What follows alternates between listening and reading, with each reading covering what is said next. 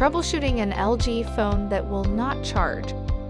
If your LG phone will not charge, the first step in troubleshooting is to try to reboot the phone. If rebooting the phone does not work, then you should check the charger itself. Try plugging the charger into a different outlet. If using a different outlet does not work, then try a new USB cable. LG recommends using the cable and adapter provided with the phone. If a new charger is not available and the current charger is still not working, then try using it to charge a different device.